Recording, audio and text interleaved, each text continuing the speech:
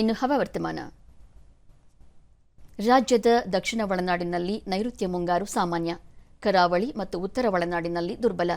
ಕರಾವಳಿಯ ಬಹುತೇಕ ಕಡೆ, ಉತ್ತರ ಒಳನಾಡಿನ ಕೆಲವು ಪ್ರದೇಶಗಳಲ್ಲಿ ಹಾಗೂ ದಕ್ಷಿಣ ಒಳನಾಡಿನ ಅಲ್ಲಲ್ಲಿ ಮಳೆಯಾಗಿದೆ. ತುಮಕೂರು ಜಿಲ್ಲೆಯ ಬರಗೂರಿನಲ್ಲಿ ಅತಿ ಹೆಚ್ಚು 7 ಸೆಂಟಿಮೀಟರ್ ಮಳೆಯಾಗಿದೆ.